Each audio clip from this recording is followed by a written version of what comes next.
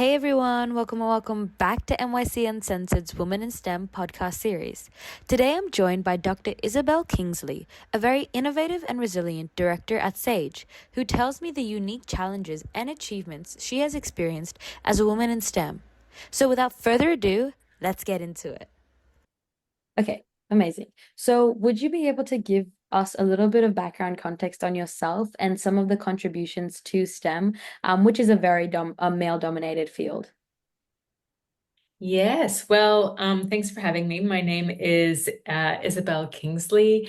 I am I am a director of programs at an organization called SAGE, Science in Australia Gender Equity. And I basically work with organizations to help them change the way they do things, the way that systems and processes are, so that it's just more fair, more welcoming, and more inclusive for women, for girls, and just for everyone, really. So that's what I've been doing for the last, goodness, maybe 7 years or so. Okay, amazing. Actually, something that I thought was quite interesting, and I would like to touch on is in your youth or when you were, I guess, deciding to go into the roles or career path, did you initially know or expect for yourself to go into a STEM field or, I guess, get into the role, or was it, I guess, a bunch of different roles, or you were kind of surprised by where you've ended up? Oh my gosh, I'll say I'm still surprised at where I've ended up. Yeah, if you would have asked me 5 years ago or 10 years ago, what are you going to do? Or you would have said, you're going to be doing, working for Sage, doing this, I would have probably laughed and said, no, I think you've got the wrong person. Because I I was born a teacher. Like, I think I just came out of the womb. I was a teacher.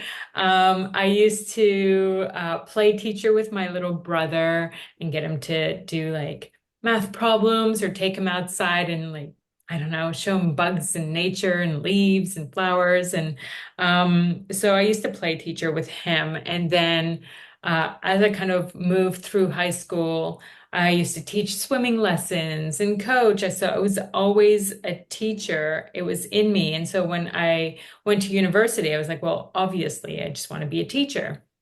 So I studied to do that, but I also really liked science. So I thought, well, I can be a science teacher. And I started my career as a science teacher. But I didn't do that for very long. And the reason is, I had this idea in my head that teaching would be, really working with students and shaping them and bringing out the best in them, and really helping them grow as learners. And it didn't turn out to be like that at all. When I was teaching in Canada, and the education system in Canada is, and here in Australia as well, they're very similar. A lot of standardization. You kind of like teaching to a test. There's a lot in the curriculum, so you don't really get to individualize the learning experience and let students discover things for themselves and explore what their interests are. And so I was just really quite disappointed in that. So I left teaching, and instead I started working in a science and technology museum. And I thought, well, that's so fun because I get to do science experiments and science shows like whiz bang kind of really cool stuff. Um, and just kind of, it was just more like inquiry based, discovery based, fun, what the kids were interested in. And I continued to do that for probably 10 years until one day I was just kind of like, this ended up doing a PhD at the University of New South Wales and ended up in research, doing research around women in STEM. And that's how it kind of fell in. So I always kind of look back and think, okay, so the career is not a straight line. And that's what I thought it would be. I thought it would be like, I'm going to start teaching and then I'm going to become a senior teacher and then, maybe a school principal one day or a head of department. But it's not linear. For me, it was like a massive scribble of different opportunities that came up and led me down to this path. But every single opportunity was useful in leading me to where I am now, which is a pretty awesome thing. When you look backwards, you can really see how all those opportunities shaped me to where I am now. Yeah, absolutely. Actually, something you touched on that was actually quite interesting is you initially started your career in Canada. So what made you, I guess, decide to come to Australia or move to work in Australia? I was nine.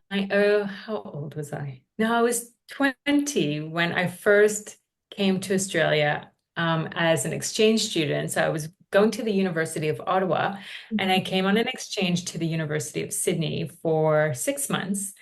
And I fell in love with Australia. I just absolutely loved it.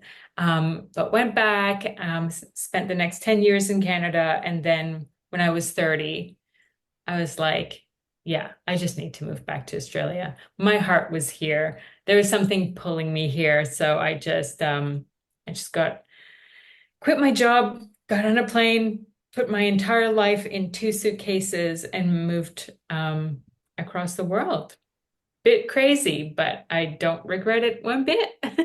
Absolutely, though. I visited Canada before. It's absolutely beautiful, but I think the lifestyle and culture is so different in those countries. And Australia is completely different. And I think Australia also has my heart. So absolutely understand why you came.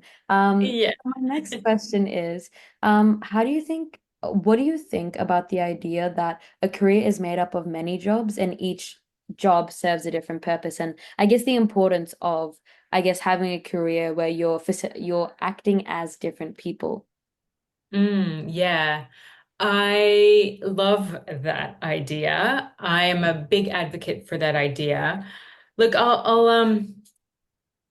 so it might have been maybe close to 8 years ago. I was at a conference in Arizona, and we had just gone to see the Grand Canyon, which is amazing. And then we were sitting in this little Mexican cantina, a little Mexican restaurant with a few people chatting, and I was telling them about my PhD and my research, and which was around science education, um, and finding out what works and what doesn't, and all of that. And I said, I just hope that whatever I do and I find that I just want to change education.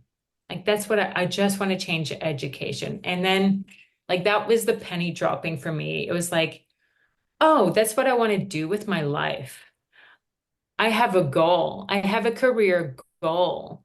And so it kind of changed my way of thinking from what do I want as a career path and seeing it as something like a road, a ladder, something like that, to just having a career goal and then moving towards that goal, um, kind of more with more flexibility and more curiosity. Um, and I think that that's a really important way of approaching things because having a plan, you're not necessarily, it's hard to stick to your plan. You don't really know what's going to come, what exciting opportunities are going to come your way. But if you have a career goal, you can kind of look at opportunities and go, does that align with my goal, my values, what I want to do, what I want to be? And then kind of move through different roles and different jobs, um, with that in mind, your ultimate goal of what you want to achieve in your life. So that when you're 85 and you're looking back, you go, what imprint did I leave on this world? That's how I kind of like to think about careers. Yeah, absolutely. And I think it's like very important about the legacy you leave. And it doesn't have to be in the form of like material things. It can be the teachings that you've given to someone else. So yeah, absolutely. Um, So the next question, I guess you have touched on it, but maybe if we could go in more depth about, I guess, your story in finding your passion for STEM and ultimately pursuing the career that you've chosen. It was a lot of different, yeah, like I said, it was a lot of different opportunities that arose, and I didn't necessarily recognize them at the time. One of the biggest things, turning points for me, I was working at the Powerhouse Museum here in Sydney. Very nice, very famous museum here in Sydney, Science and Design. And I was working on a project called the Mars Lab, and it was a very cool project where I got to work with teachers and students in schools all over Australia on an education project where students got to be like NASA scientists and got to drive a rover around a recreated or fake Martian landscape remotely from their schools and do like real science activities, like real science, not just learning things out of textbooks.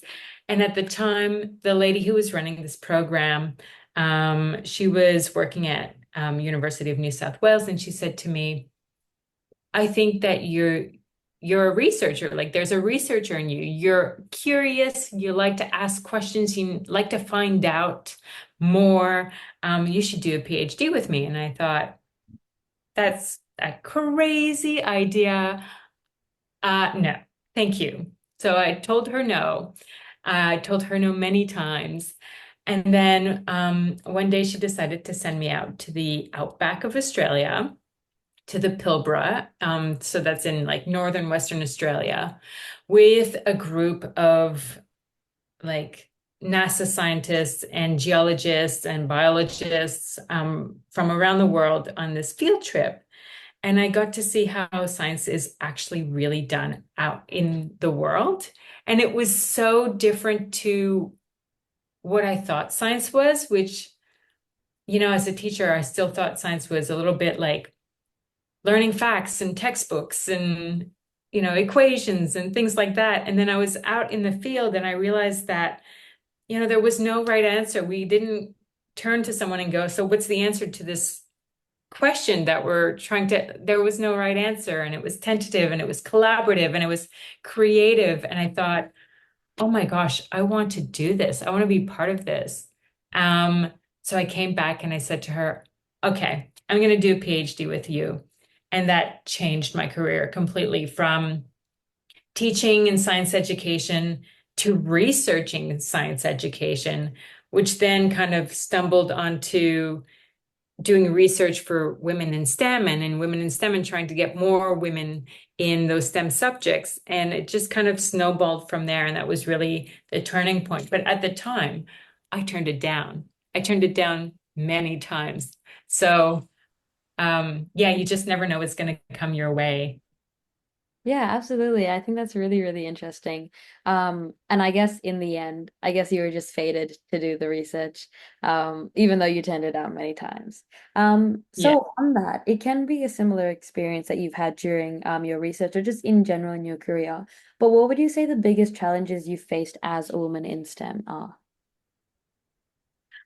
Um, that's a good question because I I feel like I've been really lucky. Um, I've always been surrounded with incredible women and incredible mentors and people that I really look up to and aspire to be like. And that's true from when I was working at the Powerhouse Museum. The people around me, there were a lot of women. There are a lot of women in museums, though. To then moving into research at UNSW at the University of New South Wales. And, that woman who kind of got me to start my PhD was an incredible mentor for me, so supportive. The center that I was in had a lot of incredible women in there. And then when I moved into my research role, I moved into a role with an organization called the Women in STEM Ambassador, and that was also at the University of New South Wales.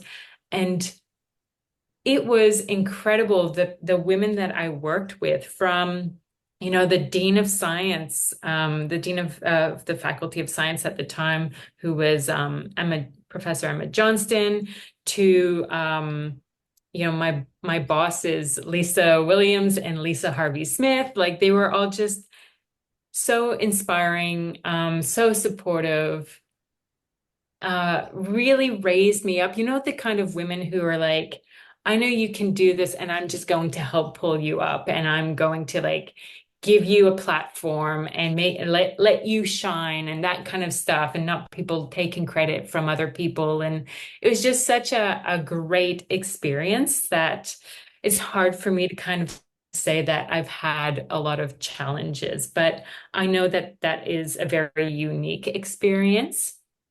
And right now, working as a director at Sage, I know that most women don't have that experience, and that there are a lot of challenges in STEM, but also a lot of progress. And I get to see that progress firsthand. So it's quite exciting to be part of and to kind of see, because it really gives me a lot of hope.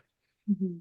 Yeah, that's actually amazing. And I think it's refreshing to hear, I guess experiences like that because it shows us that we are still moving forward and progressing. Yeah, that's amazing. So as you said, you are a director at Sage. What made you realize this was the job for you and that you wanted to pursue, and move forward into the position? It's like most of my positions, it kind of happened organically. So I had been working at the University of New South Wales with the Women in STEM Ambassador initiative for like 5 years. We were doing a lot of really great research around what works and what doesn't work um, to attract um, women into STEM, to keep them in STEM fields, and to help them progress their careers. So that's what the whole research was about, and what works and what doesn't. And we were working with government a lot, and influencing government decisions around what we can do, and some policies and things like that. And I really loved it. But the money that kind of was given to us for this program was coming to an end. And so this opportunity came up at Sage, which was almost like I felt was a nice continuation of the work I had done at UNSW into now working with universities, kind of applying the knowledge that I was part of creating as a researcher. Now I get to apply it, and help universities and TAFEs and research organizations improve their workplaces and their learning environments by applying what I kind of worked on, and now helping others. Yeah, amazing. And what would you say the most exciting parts of your role and your position are? And then I guess some of the more tedious or I guess not super exciting and ecstatic aspects of the job that if someone were to do a similar career or pursue a similar role, I guess they would have to be wary of that it's not just all rainbows and butterflies.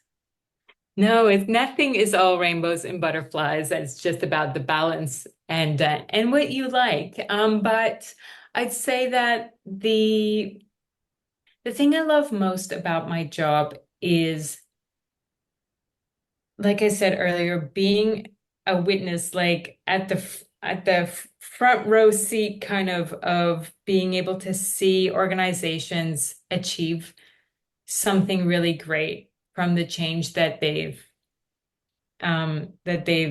created. So I've seen universities and research institutes kind of really try to make positive change to make their workplaces or their universities be fairer, to be fairer for women, to be fair for people with disabilities or First Nations people, make their universities, more welcoming and inclusive, and then they come out the other end and they've achieved something really incredible, and it's meaningful, it's impactful, it's made a difference to the people that they were trying to make a difference to.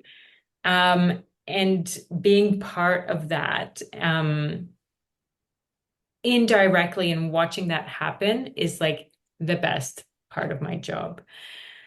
The least fun part of my job would be budgets, writing long emails, those kinds of things. More of the admin kind of side, which there is in most jobs. I don't love admin that much. I'm not great with budgets.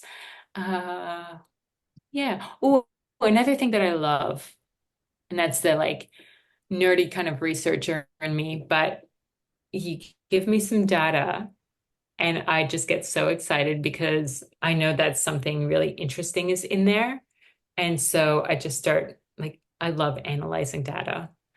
And I get lost. I go into a flow state and I just get lost in analyzing because I just can't wait to see what's in there. Yeah, absolutely. I think that's really, really interesting. And I think it's really, really nice to hear that there are so many things that you enjoy about your job, and very little that you can talk about that you dislike. And I think it's really important, especially as a, I guess, female in a very like male-dominated field, never to settle on something that you really enjoy. So I think that's really, really important. My final question to you is if you could speak to your younger self or speak to the next generation of women in STEM, is there any words of wisdom or advice you would give them?